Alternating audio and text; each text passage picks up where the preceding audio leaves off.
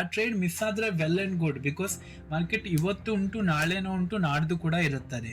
ಹಾಗೆ ನಾವು ಮಾರ್ಕೆಟ್ ಜೊತೆ ಇರ್ಲಿಕ್ಕಾಗಲ್ಲ. ಫಾರ್ ಎಕ್ಸಾಂಪಲ್, ಈಗ ರಾಕೇಶ್ ಜುಂಜುನವಾಲ ಒಳ್ಳೆ ಒಂದು ಪ್ರಾಫಿಟ್ ಕೂಡ ಮಾಡಿದ್ರು, ಬಟ್ ಅವ್ರು ಇವತ್ತಿದ್ದಾರಾ? ಇಲ್ಲ. ಬಟ್ ಆದರೆ ಮಾರ್ಕೆಟು ಇವತ್ತು ಕೂಡ ಉಂಟು. Welcome back to my channel. This is Prathamesh. ನೀವೊಂದು ಮ್ಯಾಕ್ಸ್ ಸಿಗ್ನಲ್ ಅಲ್ಲಿ ಒಂದು ಅನಾಲಿಸಿಸ್ ಮಾಡಿರ್ತೀರಾ. ಇದೊಂದು ರೇಂಜ್ ಉಂಟು. ಈ ರೇಂಜ್ ಅಲ್ಲಿ ಯಾವಾಗ 160 ಅಪ್ ಸೈಡ್ ಅಲ್ಲಿ ಬ್ರೇಕ್ಔಟ್ ಆಗ್ತಾರೆ, ನಾ ಇಲ್ಲಿ ಬೈ ಮಾಡ್ತೀನಿ. ನಂದು ಸ್ಟಾಪ್ ಲಾಸ್ ಅಮೌಂಟ್ 160 ಅಥವಾ 155 ಅಂತ ನೀವು ಸ್ಟಾಪ್ ಲಾಸ್ ಸೆಟ್ ಮಾಡಿ ಇಡ್ತೀರಾ. ಅಲ್ಲಿ ನಮ್ಗೆ ಎಂಟ್ರಿ ಸಿಕ್ತು, ನಾವಿಲ್ಲಿ ಬೈ ಮಾಡ್ತೀವಿ, ನಮ್ದು ಇದು ಸ್ಟಾಪ್ ಲಾಸ್ ಆಗಿರುತ್ತೆ. ಬಟ್ ನಾವು ಎಂಟ್ರಿ ಆದ್ರ ಮೇಲೆ ನೆಕ್ಸ್ಟ್ ಡೇ ಬಂದು ಇದು ಏನಾಗುತ್ತೆ ಅಂದ್ರೆ ನೆಗೆಟಿವ್ ಅಲ್ಲಿ ಕ್ಲೋಸಿಂಗ್ ಕೊಡ್ತಾರೆ. ದಟ್ ಮೀನ್ಸ್ ಸ್ವಲ್ಪ ಸೆಲರ್ಸ್ ಇಲ್ಲಿ ಕ್ಲೋಸಿಂಗ್ ಕೊಡ್ತಾರೆ. ಆವಾಗ ನೀವು ಏನು ಮಾಡ್ತೀರಾ, ನಂದು ಅನಾಲಿಸಿಸ್ ಹಿಟ್ ಆಯ್ತು, ದಟ್ ಮೀನ್ಸ್ ನನ್ನ ಅನಾಲಿಸಿಸ್ ರಾಂಗ್ ಆಯ್ತು, ನಾ ಇಲ್ಲಿ ಎಕ್ಸಿಟ್ ಆಗ್ತೇನೆ ಅಂತ. ಇಲ್ಲ ಬ್ರೋ, ಒಂದು ಕ್ಯಾಂಡಲ್ ಅಲ್ಲಿ ನೀನು ಅನಾಲಿಸಿಸ್ ರಾಂಗ್ ಅಲ್ಲ. ಯಾವಾಗ ನಿಂದು ಸ್ಟಾಪ್ ಲಾಸ್ ಹಿಟ್ ಆಗುತ್ತೆ ಆವಾಗ ನೀನು ರಾಂಗ್ ಅಂತ ಅರ್ಥ ಆಗುತ್ತೆ. ಸ್ಟಾಪ್ ಲಾಸ್ ಅಂದ್ರೆ ನೀನ್ ರಾಂಗು, ನೀನ್ ಅನಾಲಿಸಿಸ್ ತಪ್ಪು ಉಂಟು. ಇಲ್ಲಿ ನೀ ಇಲ್ಲಿ ಬೈ ಮಾಡ್ಲಿಕ್ಕೆ ಹೋಗ್ಬೇಡ. ಇಫ್ ಇನ್ ಕೇಸ್ ನೀ ಇಲ್ಲಿ ಬೈ ಮಾಡಿದ್ರೆ ನೀನ್ ಸ್ಟಾಪ್ ಲಾಸ್ ಏನುಂಟು ಅದು ಕೊಟ್ಟು ಮಾರ್ಕೆಟ್ ಇಂದ ಹೆರ್ಬಾ. ನೀವು ಮನಿ ಮ್ಯಾನೇಜ್ಮೆಂಟು, ಪೊಸಿಷನ್ ಸೈಜಿಂಗ್ ಇದೆಲ್ಲ ನೀನು ಕ್ಲಿಯರ್ ಮಾಡಿ ಒಂದು ಸ್ಟಾಪ್ ಲಾಸ್ ಸೆಟ್ ಮಾಡಿರ್ತೀಯ. ಅದನ್ನು ಯಾವಾಗ ಮಾರ್ಕೆಟ್ ಬಂದು ಹಿಟ್ ಮಾಡ್ತಾರೆ ಆವಾಗ ಅರ್ಥ ಆಗುತ್ತೆ, ಎಸ್ ಇದು ನನ್ನ ತಪ್ಪುಂಟು, ಈ ಅನಾಲಿಸಿಸ್ ಅಲ್ಲಿ, ಈ ಸ್ಟಾಕ್ ಅಲ್ಲಿ ನಂದು ಅನಾಲಿಸಿಸ್ ರಾಂಗ್ ಆಗಿದೆ, ನನ್ನ ಡೈರೆಕ್ಷನ್ ರಾಂಗ್ ಆಗಿದೆ. ಅವಾಗ ನಾವು ಇಲ್ಲಿ ಎಕ್ಸಿಟ್ ಆಗೋದು ಬೆಟರ್. ಇಲ್ಲಿ ನೋಡ್ಬೋದು ನೀವು, ಮಾರ್ಕೆಟ್ ಇಲ್ಲಿ ಬ್ರೇಕ್ಔಟ್ ಕೊಡ್ತು, ಬಟ್ ಇಲ್ಲಿ ಏನ್ ಮಾಡ್ತು, ಒಂದು ನೆಗೆಟಿವ್ ಕ್ಯಾಂಡಲ್ ಕೊಡ್ತು. ಆವಾಗ ತುಂಬಾ ಜನ ಸೆಲ್ ಮಾಡ್ತಾರೆ, ಬಿಕಾಸ್ ಅವ್ರದ್ದು ಪೋರ್ಟ್ಫೋಲಿಯೋ ನೆಗೆಟಿವ್ ತೋರ್ತಾ ಇರ್ಬೋದು, ಅಥವಾ ಅವ್ರದ್ದು ಬೈಯಿಂಗ್ ಪ್ರೈಸ್ಗಿಂತ ಕೆಳಗೆ ಮಾರ್ಕೆಟ್ ಟ್ರೇಡ್ ಆಗ್ತಾ ಇರ್ಬೋದು. ಆವಾಗ ಅವರು ಎಕ್ಸಿಟ್ ಆಗ್ತಾರೆ. ಸೊ ಆವಾಗ ಯಾರು ಕೂಡ ಮಾಡ್ಲಿಕ್ಕೆ ಹೋಗ್ಬೇಡಿ. ಇಲ್ಲಿ ನೀವು ಬೈ ಮಾಡಿದ್ರ ಮೇಲೆ SL ಇಲ್ಲ ಒಂದು ಯಾವುದೋ ಒಂದು ಟಾರ್ಗೆಟ್ ನೀವು ಸೆಟ್ ಮಾಡಿದ್ರೆ ಆ ಟಾರ್ಗೆಟ್ ತನಕ ವೇಟ್ ಮಾಡಿ. ಅಲ್ಲಿಂದ ಮಾರ್ಕೆಟ್ ಒಂದೊಳ್ಳೆ ಮೂಮೆಂಟಮ್ ಕೂಡ ಕೊಡುತ್ತೆ, ಅಂಡ್ ಇದರಲ್ಲೂ ಕೂಡ ಕೊಡ್ತು. ಜಸ್ಟ್ ನಿಮ್ ಅನಾಲಿಸಿಸ್ ಮೇಲೆ ಬಿಲೀವ್ ಮಾಡಿ, ವಾಟ್ ಎವರ್ ಫೈನ್. ಸೊ ಇದು ಇಫ್ ಇನ್ ಕೇಸ್ ನೀವೀಗ ಬಿಗ್ನರ್ ಇದ್ರೆ ಈಗಲೇ ಅರ್ಥ ಮಾಡ್ಕೊಳ್ಳಿ, ಮುಂದೆ ಇದು ತುಂಬಾನೇ ಯೂಸ್ ಆಗುತ್ತೆ. ಬಿಕಾಸ್ ಈಗ ಮುಂದೆ ಹೋಗ್ತಾ ಹೋಗ್ತಾ ನಮ್ಗೊಂಥರ ಆಟಿಟ್ಯೂಡ್ ಬರುತ್ತೆ, ಬ್ರೋ ನಾ ಹೇಳ್ದಾಗೆ ಮಾರ್ಕೆಟ್ ಕೇಳುತ್ತೆ, ಅದು ಇದು ಅಂತ. ಅದೇನು ಆಗಲ್ಲ. ಮಾರ್ಕೆಟ್ ಒಂದು ನಾವು ಫೀಲ್ ಮಾಡಬೇಕು, ಮಾರ್ಕೆಟಿಂದ ನಾವು ಕಲಿಬೇಕು, ಮಾರ್ಕೆಟ್ನ ಎಕ್ಸ್ಪೆಕ್ಟ್ ಮಾಡಬೇಕು. ಆವಾಗಲೇ ನಮಗೆ ಅರ್ಥ ಆಗುತ್ತೆ ಮಾರ್ಕೆಟ್ ಎಷ್ಟು ನಮಗೆ ಹಣ ಕೊಡುತ್ತೆ ಅಂತ. ಜಸ್ಟ್ ನೀವು ಬಿಲೀವ್ ಮಾಡಿ ಮಾರ್ಕೆಟ್ ಮೇಲೆ. 100% ಮಾರ್ಕೆಟ್ 110% ಮಾರ್ಕೆಟ್ ಹಣ ನಿಮ್ಗೆ ಕೊಟ್ಟೆ ಕೊಡುತ್ತೆ. ಜಸ್ಟ್ ನಿಮ್ಮದು ಮನಿ ಮ್ಯಾನೇಜ್ಮೆಂಟು, ಪೊಸಿಷನ್ ಸೈಜಿಂಗು ಮತ್ತು ಇದೆಲ್ಲ ನೀವು ಯಾವಾಗ ಇನ್ವಾಲ್ವ್ ಮಾಡ್ತೀರಾ ನಿಮ್ಮ ಅನಾಲಿಸಿಸ್ ಅಲ್ಲಿ, ನಿಮ್ಮ ಟ್ರೇಡ್ ಅಲ್ಲಿ, ಆವಾಗ ನೀವು ಪ್ರಾಫಿಟೇಬಲ್ ಟ್ರೇಡರ್ ಆಗ್ತೀರಾ. ಫಾರ್ ಎಕ್ಸಾಂಪಲ್, ಇಲ್ಲಿ ನೀವು ಮನಿ ಮ್ಯಾನೇಜ್ಮೆಂಟ್ ಏನೂ ಕೂಡ ಯೂಸ್ ಮಾಡಿಲ್ಲ ಅಂತ ಇಟ್ಕೊಳ್ಳೋಣ. ನಿಮ್ಮ ಬಿಲೀವ್ ಮಾಡಿದ್ರ, ನೀವು ನಿಮ್ಮ ಅನಾಲಿಸಿಸ್ ಮೇಲೆ ಬಿಲೀವ್ ಮಾಡಿದ್ರೆ ನಿಮ್ದು ಸ್ಟಾಪ್ ಲಾಸ್ ಕರೆಕ್ಟ್ ಆಗಿ ಸೆಟ್ ಮಾಡಿದ್ರೆ, ಬಟ್ ನೀವು ಮನಿ ಮ್ಯಾನೇಜ್ಮೆಂಟ್ ಇಲ್ಲ.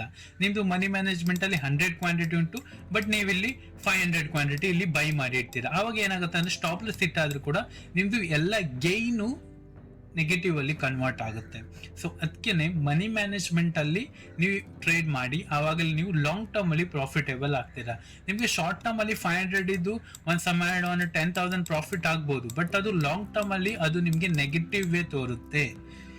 ಈ ಮಾತು ಕರೆಕ್ಟ್ ಆಗಿ ನೆನ್ಪಿಟ್ಕೊಳ್ಳಿ. ನಿಮಗೆ ಲಾಂಗ್ ಟರ್ಮ್ ಅಲ್ಲಿ ಆ ಪ್ರಾಫಿಟ್ ನೆಗೆಟಿವ್ ವೇ ಹೋಗುತ್ತೆ. ಬಿಕಾಸ್ ನೀವು ಒಂದು ತಪ್ಪನ್ನ ಸರಿ ಅಂತ ಅನ್ಕೊಂಡ್ರೆ ಅದೇ ತಪ್ಪನ್ನ ಸರಿಯಾಗಿ ನೀವು ಮಾಡ್ತಾ ಹೋಗ್ತೀರಾ.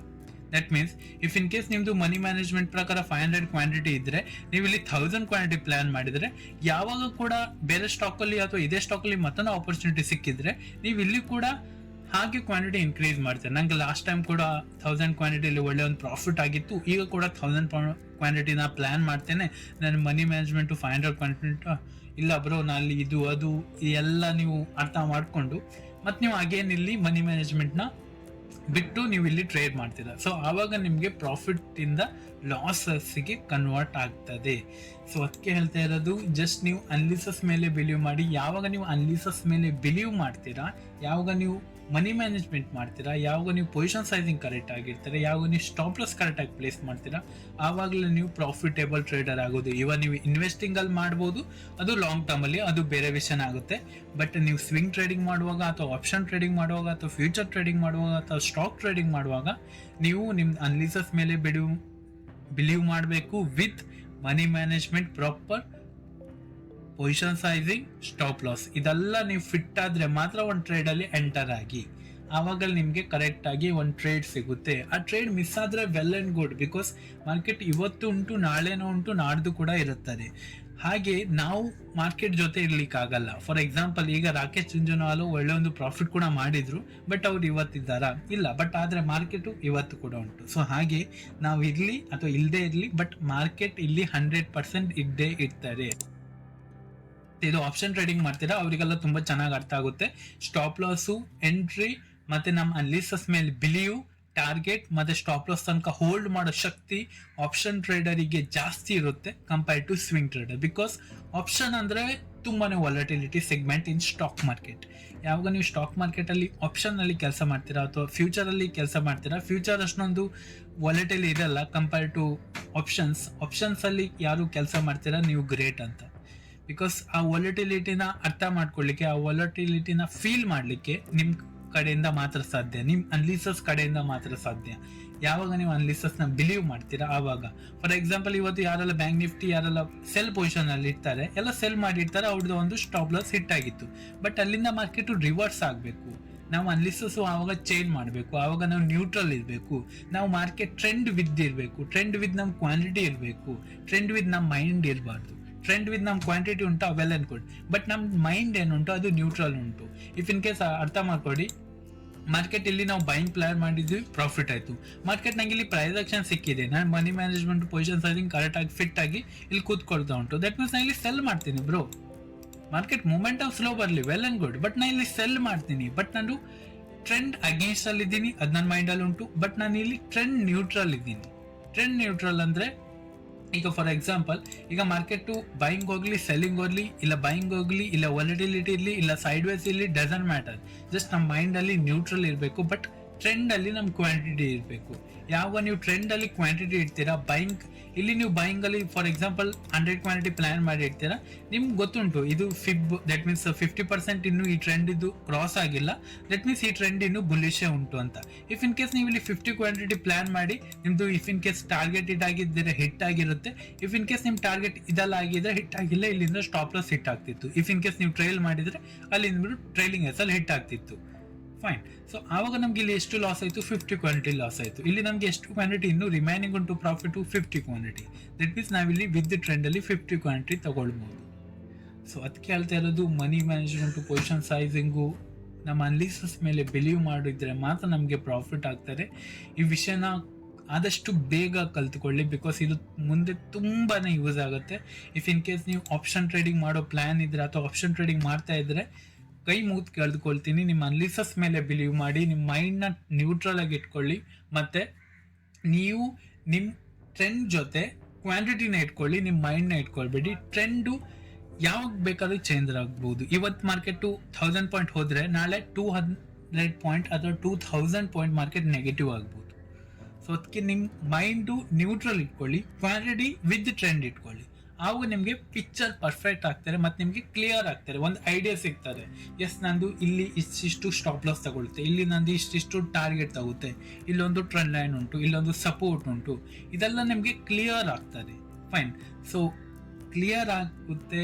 ಅಲ್ಲಿ ಪ್ರಾಫಿಟ್ ಕೂಡ ಆಗಬೇಕಂದ್ರೆ ನಿಮ್ಮ ಪ್ರಾಫಿಟ್ ಮೇಲೆ ನೀವು ಬಿಲೀವ್ ಮಾಡಬೇಕು, ಆ್ಯಂಡ್ ನಿಮ್ಮ ಅನಾಲಿಸಿಸ್ ಮೇಲೆ ಕೂಡ ನೀವು ಬಿಲೀವ್ ಮಾಡಬೇಕು. Analysis is the game of trading. ಯಾವಾಗ ನೀವು ಆ ಗೇಮ್ನ ಅರ್ಥ ಮಾಡ್ಕೊಳ್ತೀರಾ, ಅನಾಲಿಸಿಸ್ ಯಾಕೆ ಇಂಪಾರ್ಟೆಂಟ್, ಅಲ್ಲಿಂದ ಹೇಗೆ ಸ್ಟಾಪ್ ಲಾಸ್ನ ನಾವು ಕರೆಕ್ಟಾಗಿ ಸೆಟ್ ಮಾಡ್ಬೋದು, ಎಲ್ಲಿ ನಮ್ಮದು ಬೈಯಿಂಗ್ ಲೆವೆಲ್ ಆಗಿರುತ್ತೆ, ಎಲ್ಲಿ ನಮ್ದು ಸೆಲ್ಲಿಂಗ್ ಲೆವೆಲ್ ಆಗಿರುತ್ತೆ, ಅದನ್ನ ನೀವು ಯಾವಾಗ ಕ್ಲಿಯರ್ ಆಗುತ್ತೆ, ಯಾವಾಗ ನಿಮಗೆ ಅರ್ಥ ಆಗುತ್ತೆ, ಆವಾಗ ನೀವು ಪ್ರಾಫಿಟೇಬಲ್ ಟ್ರೇಡರ್ ಆಗ್ತೀರಾ. ಸೊ ಇಲ್ಲಿ ನೀವು ಒಂದು ರೇಂಜ್ ಆಗಿದೆ, ನನ್ನ ಅನಾಲಿಸಿಸ್ ಏನು ಇರ್ತದೆ ಇದರಲ್ಲಿ, ಈ ರೇಂಜ್ನ ಬ್ರೇಕ್ಔಟ್ ಆದಾಗ ಈ ಕ್ಯಾಂಡಲಲ್ಲಿ ನಂದು ಇದು ಬೈಯಿಂಗ್ ಲೆವೆಲ್ ಆಗಿರುತ್ತೆ. ನಂದು ಫಾರ್ ಎಕ್ಸಾಂಪಲ್ ಇಲ್ಲಿ ಒಂದು ಲೋವರ್ ಲೋ ಫಾರ್ಮೇಷನ್ ಆದಾಗ ಅಥವಾ ಈ ಟ್ರೆಂಡ್ 50%ಗಿಂತ ಡೌನ್ ಸೈಡಲ್ಲಿ ಹೋಲ್ಡ್ ಮಾಡಿದಾಗ ನಾನು ಇಲ್ಲಿ ಸೆಲ್ ಮಾಡ್ತೀನಿ. That's it. ಜಸ್ಟ್ ನೀವು ಟ್ರೇಡರ್ ಇದ್ದೀನಿ, ನೀವು ಆಪ್ಷನ್ ಬಯರ್ಸ್ ಇರಬೇಡಿ ಅಥವಾ ಬಯರ್ಸ್ ಇರಬೇಡಿ ಅಥವಾ ಸೆಲ್ಲರ್ಸ್ ಇರಬೇಡಿ ಅಥವಾ ನೀವು ಏನು ಕೂಡ ಇರಬೇಡಿ, ಜಸ್ಟ್ ನ್ಯೂಟ್ರಲ್ ಇದ್ದೀನಿ, ಬಟ್ ವಿತ್ ಟ್ರೆಂಡ್ ಇದ್ದೀನಿ. ಫೈನ್. ಐ ಹೋಪ್ ನಾ ಏನು ಹೇಳಿದೆ ಅಂತ ಕ್ಲಿಯರ್ ಆಯ್ತಂತ. ಇಫ್ ಇನ್ ಕೇಸ್ ನಿಮ್ಗೆ ಯಾವುದೇ ಥರ ಡೌಟ್ ಇದ್ದರೆ ಡಿಸ್ಕ್ರಿಪ್ಷನ್ ಬಾಕ್ಸಲ್ಲಿ ನನ್ನ ಇನ್ಸ್ಟಾಗ್ರಾಮ್ ಲಿಂಕ್ ಉಂಟು, ಅಲ್ಲಿಂದ ನೀವು ಚೆಕ್ಔಟ್ ಮಾಡ್ಬೋದು. ಇಲ್ಲಾಂದರೆ ಟೆಲಿಗ್ರಾಮಲ್ಲಿ ನಂಗೆ ಮೆಸೇಜ್ ಮಾಡಿ, ನಾನು ಅದಕ್ಕೆ ರಿಪ್ಲೈ ಡೆಫಿನೆಟ್ಲಿ ಕೊಟ್ಟೆ ಕೊಡ್ತೀನಿ. ಇಫ್ ಇನ್ ಕೇಸ್ ನೀವು ಜಾಯ್ನ್ ಆಗಬೇಕನ್ನ ಟೆಲಿಗ್ರಾಮ್ ಗ್ರೂಪು, ಅದು ಕೂಡ ಡಿಸ್ಕ್ರಿಪ್ಷನ್ ಬಾಕ್ಸಲ್ಲಿ ಲಿಂಕ್ ಉಂಟು, ಅಲ್ಲಿ ಕೂಡ ಚೆಕ್ಔಟ್ ಮಾಡ್ಬೋದು. ಬಿಕಾಸ್ ನೀವು ಸ್ಟಾಕ್ ಮಾರ್ಕೆಟಲ್ಲಿ ಹಣ ಮಾಡಬೇಕಾದ್ರೆ ನಿಮ್ಮ ಅನಾಲಿಸಿಸ್ ಮೇಲೆ ಬಿಲೀವ್ ಮಾಡಬೇಕು. ನೀವು ಬಿಲೀವ್ ಮಾಡಿಲ್ಲ ಅಂದರೆ ನೀವು ಹಣ ಮಾಡ್ಬೋದು, ಬಟ್ ಅದು ಇನ್ ದ ಎಂಡಲ್ಲಿ ನೆಗೆಟಿವ್ ಆಗ್ತದೆ. ಅದು 1 ವರ್ಷ ಆಗ್ಬೋದು ನೆಗೆಟಿವ್ ಆಗಲಿಕ್ಕೆ, 1 ದಿನ ಆಗ್ಬೋದು, 1 ಸೆಕೆಂಡ್ ಆಗ್ಬೋದು, ಅಥವಾ 1 ಮಂತ್ ಕೂಡ ಆಗ್ಬೋದು. ಸೊ ಅದಕ್ಕೆ ಹೇಳ್ತಾ ಇದ್ದೀನಿ, ನೀವು ನಿಮ್ಮ ಅನಾಲಿಸಿಸ್ ಮೇಲೆ ಬಿಲೀವ್ ಮಾಡಿನಿ with money management, with position sizing, with risk management. ಇದೆಲ್ಲ ಯಾವಾಗ ನೀವು ಕ್ಲಿಯರ್ ಆಗಿ ಸೆಟ್ ಮಾಡ್ತೀರಾ ಆವಾಗಲೇ ಪ್ರಾಫಿಟೇಬಲ್ ಟ್ರೇಡರ್ ಆಗ್ತೀರಾ. ಈ ಪ್ರಾಫಿಟು ನಿಮಗೆ ದಟ್ ಮೀನ್ಸ್ ಒಂದು ಫ್ಲುಕ್ಕಲ್ಲಿ ಸಿಕ್ಕಿದ ಪ್ರಾಫಿಟು ಫ್ಲುಕ್ಕಲ್ಲೇ ಹೋಗ್ತದೆ, ಹೇಗೂ ಕೂಡ ಹೋಗ್ಬೋದು. ಬಿಕಾಸ್ ಫಾಸ್ಟ್ ಗ್ರೋತು ಯಾವಾಗೂ ಕೂಡ ಸಸ್ಟೈನೇಬಲ್ ಅಲ್ಲ. ಐ ಹೋಪ್ ನಾ ಈ ವಿಡಿಯೋ ಮಾಡಿದ ಮೋಟಿವ್ ಅರ್ಥ ಆಯ್ತಾ ಅಂತ. ಜಸ್ಟ್ ನೀವು ಮಾರ್ಕೆಟ್ನ ಟೀಚರ್ ಅಂತ ಇಟ್ಕೊಳ್ಳಿ, ಪ್ರೈಸ್ನ ಗಾಡ್ ಅಂತ ಇಟ್ಕೊಳ್ಳಿ, ಆವಾಗ ನಿಮಗೆ ಕ್ಲಿಯರ್ ಆಗ್ತದೆ ಮಾರ್ಕೆಟಲ್ಲಿ ಹೇಗೆ ನಾವು ವರ್ಕ್ ಮಾಡಬೇಕು ಅಂತ. ಯಾವಾಗ ನೀವು ಒಂದು ಪ್ರೊಸೆಸ್ಸಲ್ಲಿ ಹೋಗ್ತಾ ಇರ್ತೀರಾ ಆವಾಗಲೇ ನಿಮ್ಗೆ ಅರ್ಥ ಆಗುತ್ತೆ, ಇಲ್ಲಿಂದ ಇದು ತಪ್ಪಾಗುತ್ತೆ, ಅಲ್ಲಿಂದ ಇದು ಸರಿ ಆಗುತ್ತೆ, ಎರಡು ಮಿಕ್ಸ್ ಮಾಡ್ಕೊಂಡ್ರೆ ಒಂದು ಸ್ಟೇಬಲ್ ಆಗಿ ಇರುತ್ತೆ ಅಂತ. ಜಸ್ಟ್ ಹಾಗೆ ಸ್ಟಾಕ್ ಮಾರ್ಕೆಟ್ ಒಂದು ಬಿಸ್ನೆಸ್ ಅಂತ ಅಂದ್ಕೊಳ್ಳಿ. ಇಲ್ಲಿ 1 ದಿನದಲ್ಲಿ 2 ದಿನದಲ್ಲಿ ಯಾರು ಕೂಡ ಶ್ರೀಮಂತ ಆಗಲ್ಲ. ಆ 1 ದಿನ 2 ದಿನದಲ್ಲಿ ಶ್ರೀಮಂತ ಆಗೋರು ತುಂಬ ವರ್ಷದಿಂದ ಶ್ರಮ ಪಟ್ಟಿರ್ತಾರೆ, ಆವಾಗಲೇ ಅವರು ಶ್ರೀಮಂತರ ಆಗ್ತಾರೆ. ಹೀಗೆ ಒಂದು ಓವರ್ ನೈಟ್ ಸಕ್ಸಸ್ ಯಾರಿಗೂ ಕೂಡ ಸಿಗಲ್ಲ. ಬಿಕಾಸ್ ನಾನು ಕೂಡ ಬಿಗ್ನರು, ನೀವು ಕೂಡ ಬಿಗ್ನರು, ಎಲ್ಲ ಕೂಡ ಬಿಗ್ನರು. ಬಿಕಾಸ್ ಮಾರ್ಕೆಟಿಗೆ ಎಲ್ಲಿ ಹೋಗ್ಬೇಕಂತ ಮಾರ್ಕೆಟಿಗೆ ಗೊತ್ತುಂಟು, ಯಾರು ಕೂಡ ರಿಟೇಲರಿಗೆ ಗೊತ್ತಿಲ್ಲ. ಸೊ ಮಾರ್ಕೆಟ್ ಮೇಲೆ ಬಿಟ್ಬಿಡಿ, ಅನಾಲಿಸಿಸ್ ನಿಮ್ದು ಇಟ್ಕೊಳ್ಳಿ, ಅದನ್ನ ಬಿಲೀವ್ ಮಾಡಿ, ಅದೇ ನಮ್ಮ ಕರ್ತವ್ಯ. ಮಾರ್ಕೆಟು ಪ್ರಾಫಿಟ್ ಕೊಡ್ತಾರೆ, ಸ್ಟಾಪ್ ಲಾಸ್ ಕೊಡ್ತಾರೆ, ಎಕ್ಸೆಪ್ಟ್ ಮಾಡಿ. ಪ್ರಾಫಿಟ್ ಕೊಟ್ಟಾಗ ಅಹಂಕಾರ ಪಟ್ಕೊಳ್ಬೇಡಿ, ಆ್ಯಂಡ್ ಲಾಸ್ ಕೊಟ್ಟಾಗ ಕೂಡ ದುಃಖ ಪಟ್ಕೊಳ್ಬೇಡಿ. ಬಿಕಾಸ್ ಒಂದಿನ ನಿಮ್ಮ ಪ್ರಾಫಿಟ್ ಆಗೋದು, ಒಂದಿನ ಲಾಸ್ ಕೂಡ ಆಗ್ತಾರೆ, ಒಂದಿನ ಲಾಸ್ ಆಗೋದು ಒಂದು ಒಳ್ಳೆ ದೊಡ್ಡ ಪ್ರಾಫಿಟ್ ಕೂಡ ಕನ್ವರ್ಟ್ ಆಗಿ ಹಾಗೆ ಆಗ್ತಾರೆ. ಯಾವಾಗ ನೀವು ನಿಮ್ಮ ಅನಾಲಿಸಿಸ್ ಮೇಲೆ ಬಿಲೀವ್ ಮಾಡ್ತೀರಾ, ಮನಿ ಮ್ಯಾನೇಜ್ಮೆಂಟು, ಪೊಸಿಷನ್ ಸೈಜಿಂಗ್ ಇದು ಯಾವಾಗ ಮಾಡ್ತೀರಾ ಆವಾಗ ನಿಮಗೆ ಪ್ರಾಫಿಟ್ ಆಗೋದು. ಇದನ್ನ ಹೇಳಿ ತುಂಬ ಜನಿಗೆ ಅರ್ಥ ಆಗಲ್ಲ, ತುಂಬ ಜನ ವಿಡಿಯೋ ಸ್ಕಿಪ್ ಮಾಡಿ ಕೂಡ ಹೋಗ್ತಾರೆ, ಐ ನೋ ದ್ಯಾಟ್. ಬಟ್ ಆದರೂ ಕೂಡ ನಾನು ಈ ವಿಡಿಯೋ ಮಾಡ್ತೀನಿ, ಯಾಕಂದರೆ ಐ ನೋ. ಬಿಕಾಸ್ ಯಾರಿಗೆ ಸತ್ಯ ಬೇಡ, ಎಲ್ಲರಿಗೂ ಸುಳ್ಳೇ ಬೇಕು, ಎಲ್ಲರಿಗೂ ಪ್ರಾಫಿಟೇ ಬೇಕು, ಎಲ್ಲರಿಗೂ ಪ್ರೊಸೆಸ್ ಬೇಡ, ಎಲ್ಲರಿಗೆ ಸಕ್ಸಸ್ಸೇ ಬೇಕು. ಸೊ ಇದು ಕೂಡ ಸಿಗಲ್ಲ. ನೀವು ಸಕ್ಸಸ್ ಇಂದ ಹೋಗ್ಬೇಕಂದ್ರೆ ನಿಮಗೆ ಇಲ್ಲಿ ಸ್ಟ್ರಗಲ್ ಮಾಡಲೇಬೇಕು, ಇಲ್ಲಿ ನಿಮ್ಗೆ ಲಾಸಸ್ ಕೊಡಲೇಬೇಕು, ಇಲ್ಲಿ ನಿಮಗೆ ಫೇಲ್ಯೂರ್ ನೋಡಲೇಬೇಕು, ಇಲ್ಲಿ ನಿಮ್ಮ ಅಕೌಂಟ್ ಬ್ಲೋ ಆಗಲೇಬೇಕು. ಯಾರು ಕೂಡ ಒಬ್ಬ ಲಾಸಸ್ ಇಲ್ಲದೇನೆ ಇಲ್ಲಿ ಕೂಡ ಪ್ರಾಫಿಟ್ ಮಾಡ್ತಾ ಇಲ್ಲ. ನೀವು ಒಂದು ಒಳ್ಳೆ ಪ್ರಾಫಿಟೇಬಲ್ ಟ್ರೇಡರ್ ಆಗಬೇಕಂದ್ರೆ ನೀವು ಒಂದು ಒಳ್ಳೆ ಲಾಸರ್ ಕೂಡ ಆಗಿರಬೇಕು. ಅದು ಒಂದು ಒಳ್ಳೆ ಕೋಟ್ ನೆನಪಾಯಿತು, ಸೊ ದಟ್ ನಾ ಹೇಳಿದೆ. ಇಫ್ ಇನ್ ಕೇಸ್ ನಿಮಗೆ ಚಾನಲಲ್ಲಿ ಏನಾದರೂ ಕಲೀಲಿಕ್ಕೆ ಸಿಕ್ಕಿದ್ರೆ ಸಬ್ಸ್ಕ್ರೈಬ್ ಮಾಡೋಣ ಮರಿಬೇಡಿ. ಈ ವಿಡಿಯೋದಲ್ಲಿಷ್ಟೇ. ಇದೇ ರಿಲೇಟೆಡ್ ಮತ್ತು ಕಾಂಟೆಂಟ್ ಬೇಕಂದ್ರೂ ಕೂಡ ಚಾನಲ್ನ ಸಬ್ಸ್ಕ್ರೈಬ್ ಮಾಡೋಣ ಮರಿಬೇಡಿ. ಈ ವಿಡಿಯೋದಲ್ಲಿಷ್ಟೇ. Have a good day.